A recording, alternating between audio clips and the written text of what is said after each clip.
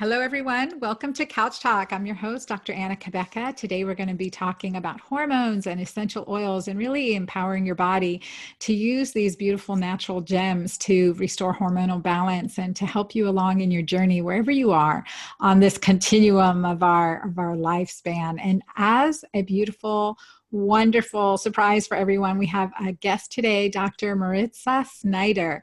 And I've known her and fell in love with her from the first time I met her. You will see for yourself today just her genuine authenticity and exuberance and caring nature that she just brings with her everywhere she goes. And I'm just so thrilled, Mariza, to have you on the call today. Welcome. Thank you so much, Dr. Anna. I am so happy to be here with you. Every time we connect, it is like instant sunshine, and I feel very honored to be here. Well, thank you. Tell our audience a little bit more about you and your journey, and then how you've really come to this committed stage and experience with essential oils, which I love. Absolutely. Well, oils came into my life about 6 years ago, but I fell in love with women's hormone health. I come from a legacy of women who struggled with hormones. My mama did, my grandma did, my sister did, and it was so taboo for many years. We didn't really talk about what was going on. It was just kind of a woman's plight. I felt like it was our normal. And it wasn't until I was in my late 20s I really began to feel the effects of not taking, I always say that I played a big role, but I felt like a hot mess. I felt like things were not working well for me. I was chronically exhausted. I found myself unable to lift my head up off the pillow most mornings and crawling into my office to see patients. I remember I was putting on weight, what felt for no reason, couldn't lose it to save my life. I was exhausted. I was stressed. I had no stress resilience, mood swings, PMS, goodness, don't catch me during those days, of the month. And it was a really difficult and challenging time for me where I knew something just wasn't working right with my body. I take a lot of responsibility because I knew I was living a lifestyle that was supporting hormonal imbalance. And I had to really dig deep, not only into the research to figure out how to get myself right, but also how to figure out how to change the way I was living my life. And it became about food, it became about movement, it became about self-care. I was born, being a Latina, maybe not all Latinas feel that way, but I felt like in my family that my worth as a woman was predicated by how much I did for others. And I had to really wrestle with that belief, because I realized that if I did not put myself first, at least sometimes, that I was not going to be able to show up the way that I wanted to show up. And that was the big lesson for me, as I had to really begin to put myself first in many situations, and kind of rewire the way that I thought about what my body and what I deserved. And realized that a lot of other women like myself struggled with those very same beliefs and those very same issues around their hormones. And it felt like it was why I was put on this earth, to really help women uncover what was going on so that they felt like they could show up the way that they wanted to show up for the people that mattered most for them. Yeah. So now, how has that affected you in your relationships? How is bringing that concept of self-care, right? Number one, self-care, having good boundaries and knowing your limitations. How has that helped you in your relationships? Well, I will say in the beginning, one of the biggest things was letting go of some of the relationships that weren't serving me. I had a lot of toxic relationships in my life, and not so much like best friends or, friends. It was even business partnerships, things that I felt like they were the vampires, the energy vampires were kind of leached all over, and I needed to let those go. So I think one of the first things was saying no to the things that really didn't serve me. Letting go of the toxic relationships.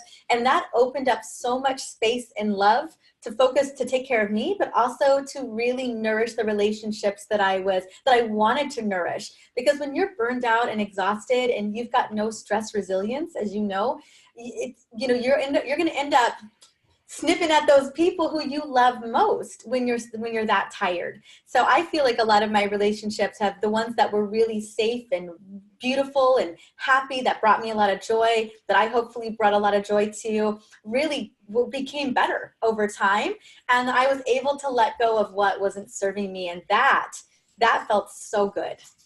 Well, I think that's just so powerful because our audience just needs to hear that again, just letting go of what's not serving you, to removing yourself or really putting some hard lines between unhealthy relationships and creating those boundaries, because that does free you up to be your best self, to have even better nourished relationships, and to have the time to do the things that value most to your God-given purpose.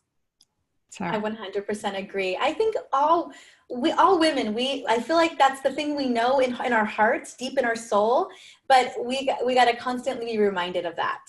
I think that's what you bring. You bring a level of authenticity and discernment into your work, into your new book that I'm excited to share. There it is in the background, the essential oil Hormone hormone solution. solution. There we go. There's So a it's just lot of story in this book. My mama read it and she's like, whoa, whoa, whoa. That's not mama. She's like, Mariza, you're sharing a lot of details, but I wanted people to understand, what it felt like to be in those moments and having to come to terms with what mattered most. Because we as women, we're such beautiful goddesses. And when we get to show our bright light, when we're living in that energy, ooh, we get to serve beyond what we ever thought was capable. And in order to do that, we have to keep that self-care up. So it's that Yes. constant flow, where we have to have the energy constantly flowing. And I think that's key. You giving yourself permission to be authentic and honest and open in this situation is not only helping millions of women worldwide, but it's also bringing in that reality that, wow, we have so much power to really be able to heal our own bodies naturally. How cool is that, right? What a Absolutely. revelation for so many listening that will be. And so let's talk about essential oils, because essential oils are fascinating, right? There's thousands and thousands of years of usage of essential oils. And I'll share with you my favorite. So to start, I will just share that my favorite is bergamot. I love bergamot. I love Earl Grey tea. I love bergamot. I just love it. It's one of those grounding essential oils for me. But then there's also frankincense and lavender, rose, and my other favorite that I use for many household things is thieves oil. So that combination of thieves oil. But anyway, so tell me about your journey with essential oils and what you think about my favorite. I Favorite. love your favorites. For instance, bergamot, let's just focus on bergamot, rose, and lavender right there. All of those oils have been researched they've been demonstrated to lower serum cortisol levels inside of the body. So they can lower your blood pressure, they can lower pulse point. So they're phenomenal for grounding. They're great for supporting the limbic brain, which is where, again, so much of our limbic brain is about that stranger danger survival mode. And if we can just calm things down a little bit, we do not overreact to perceived stress. So oils came into my life for actually immune system support. Because I was chronically stressed, I'll admit it, I was a self-proclaimed type A chronically stressed woman right here. I was every woman. And because I was always sick, my immune system was suppressed, and I was always stressed. My immune system was suppressed. I was always sick. And a good friend of mine came to me and she's like, you know what? I am so sick and tired of you being sick and tired. I think I have an oil that can help you. And it was an immune blend. It was a blend of citruses, clove, rosemary, eucalyptus, all of these beautiful chemical constituents that are great at helping to fight bugs in the body and help to boost the immune system. And at the time, I was doing tinctures, lots of vitamin C. I was doing everything I could to stay healthy, and yet I was still getting sick. Got a hold of this oil, and it changed everything for me. I went and researched all of the different chemical constituents of these oils, found that viruses do not like these oils. And after using that particular blend consistently, and I'll be honest with you, in the beginning, I didn't know what I was doing. I was just putting it everywhere. I was like, if this is not going to make me sick, I'm going to wear it. Probably overused that oil a little bit, but did not get sick for 3.5 years because I was consistent. And that changed my life. I mean, nobody wants to get sick. But I was getting sick 5 to 7 times a year. I mean, it was strep throat, or it was a cold, or it was a flu, and they just kept coming one after the other after the other. And so the oils really, that was kind of my first introduction to essential oils, was all of these immune system benefits. But at the time I was in practice, and most of the women in my practice were dealing with hormones.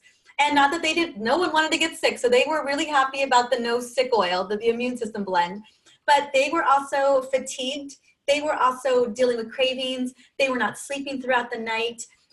They were stressed out during the day. And I was like, well, how could essential oils support our lifestyle? Can essential oils help us go to sleep at night? Can they help us with more energy so we're not grabbing sugar or caffeine or whatever that may be? Are there oils that can really support the lifestyle decisions that we make every single day? And that's what I began to really look into, and found that oils were really that quick win.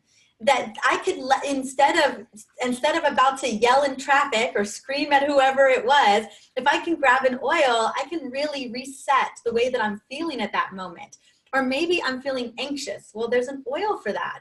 Or maybe I do want to reach for that candy bar, in the middle of the day because I'm feeling a little burned out or tired. Well, guess what? There's an oil for that? What's the oil? Yeah. Wait. Yes, there's an oil. So it depends. So let's say it is instant energy. Let's say you need an instant energy boost, because let's be honest, cravings are an unmet need. Cravings, your liver never said, man, I really need that cupcake. Like, I'm pretty sure the liver's like, don't eat the cupcake. I got to work that out. I got to process that. I got to break that down. Don't do it.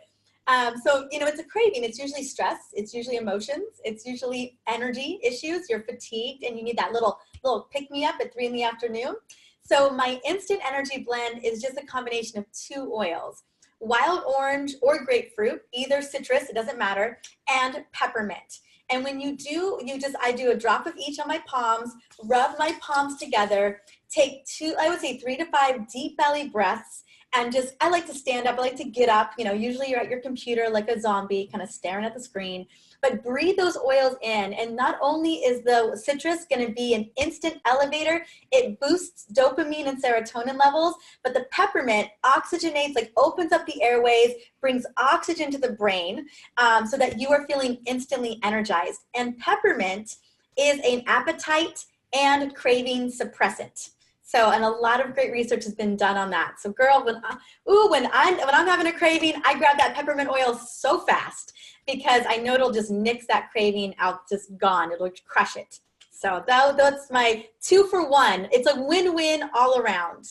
I love it. That sounds great. I love the combination, and I had my medical spa here in Southeast Georgia. One of our estheticians, she was an essential oil expert. So that was my first introduction. It's probably like 10 years ago now. Oh my gosh, when was it? 2005. So 13 years ago now that I was first introduced really to those essential oils. But then I was like, well, my mom grew up with incense and oils for anointing, and it's in oils and using those rose oil, orange blossom oil, and different things that we've used. I just grew up with, and I never thought of a therapeutic benefit. And so that was my first introduction to that many years ago. And I remember that orange was just an energizing essence. And so she would have that in our diffusers, and I was like, oh wow, okay, if you think it's good, go ahead. I don't think it's going to hurt us. I'm the doctor in the clinic. I'm like, okay.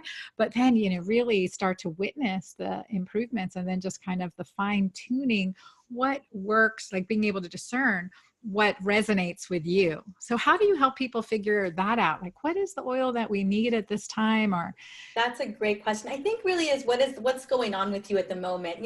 You mentioned the citrus. In one of my favorite studies is in the Vanderbilt Hospital, in the ER, they measured stress resilience for a lot of the doctors and the nurses. And prior to bringing the oils in, a scale of 1 to 10, their levels of stress, exhaustion was literally at a 9 and 10, all of them. So it was a very, very busy hospital. They brought the oils in, they were diffusing the oils. I think they did it for a month, and they ran the survey again, and their stress levels ranged between a 1 and a 3. So I love it when doctors' offices have citruses in particular, because no one's really allergic to citrus. We're used to oranges and lemons and limes, and but because of the constituent properties, the limonene and the monoterpenes, it lowers stress levels. And I always tell people that orange blossom or the sweet orange or the wild orange, I dare you to stay mad after breathing that oil. I try to stay upset, try to stay frustrated. That oil will shift you so quickly from a state of disrest to a state of happiness like that. No matter where you are. I use it for anxiety on planes all the time, so I have flight anxiety. So I think it's really about what it is. You know, if someone's struggling with sleep at night, they've got mental chatter or that worry, that to-do list. You know, my top 5 oils for sleep are cedarwood, lavender, bergamot, Roman chamomile, and vetiver. And, you know, any combination of those, my power combo is lavender and cedarwood, diffusing by the bedside, applying to the back of the neck.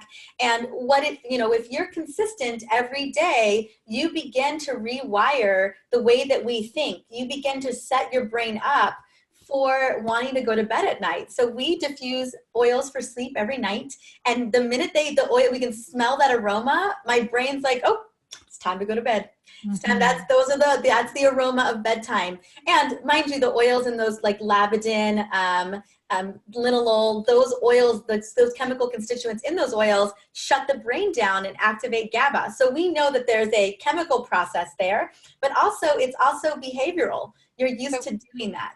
Tell me those again. So what is it that shuts GABA down from the essential oils? So is that from lavender? Yeah, from lavender. Roman chamomile still has it as well.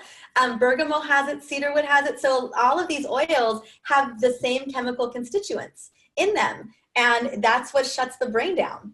Mm-hmm. How cool. I love that. So working on our limbic, really our limbic system, our limbic brain, and helping us get a good night's sleep. So I'm glad you talked about sleep, because that's such a big issue. My go-to way is using, magnesium L-threonate, progesterone cream, and then just like, the old concept of the lavender bath, using essential oil that way, but going above that and thinking, okay, these are my nighttime aromas, and training our body in that, that extra olfactory signaling, right, from the nasal sinuses, but more than that, from the energetic extension of the oils. Like how great that is. That's a great addition. I'm going to start doing that tonight. So it is. And it's because not everyone's got time for a bath. I mean, definitely people take your supplements, right? There's a lot of different techniques, and turn off the electronics and make sure your room is cool, and you're blocking out the light. All those things matter as well. But it's really about training your body that's why we use oils. We've been using oils at night every night for 6 years. And it's so funny, like the vetiver is it's a really powerful neuro oil, but it's also a really powerful sedative for a lot of people. So my husband, we have a combo of lavender, cedarwood, and vetiver. And the second we start diffusing those, his train of thought, he loses all of it. He just like his eyes are open and closing. And he's a night owl. So if I really want to put him to sleep, I kind of just sabotage all that, and I put the oils on in front of him. Well, that too, just the combination of those sounds great for someone who's dealing with headaches and migraines, right? Absolutely. It seems like that would be a really good combination. Yeah, my headache blend is just a combination of lavender, peppermint, and frankincense. Those are usually the trio that gets the job done. I like it in a roller, so I do 10 drops of each. Top it off with fractionated coconut oil or a liquid carrier oil like grapeseed oil in a roller, and then apply the roller around that area of concern. So for me, my headaches are always cervicogenic if I get them. And here's a little roller right here. It's a jasmine roller. But yeah, just roll it over. And it's such a great option instead of taking any kind of medication or any over-the-counter, anti-inflammatories. So you're saying your headaches are from neck strain, and so you're putting the essential oils there. Yeah. So like every woman, right? The stress is there, the strain is there. And I had a lot of neck trauma when I was younger. So it's my Achilles heel. Actually, the reason why I'm a practitioner is I had migraines for 15 years, chronic migraines, and like everyday migraines. And so I lived in a state of chronic pain for 15 years of my life. So my neck is still, I get a lot of care, I get a lot of support, but it's still the Achilles heel. And if I'm not mindful and I get super stressed, or I'm not getting enough sleep, that's usually the area that I will begin to experience. It's usually my telltale sign that something is not right. But I used to rely a lot on Imitrex, Excedrin migraine, Advil. I did lots of liver damage and gut damage. And so for me, taking medications is just it's not an option. I kind of wore that system out. And so I've been relying on oils for headaches. I don't get them very often, but I do every now and again. But I've been relying on oils for the last 6 years for headaches and migraines. That's fabulous. So we'll talk about that blend because I know many of our listeners suffer with that too. So lavender, peppermint, and frankincense.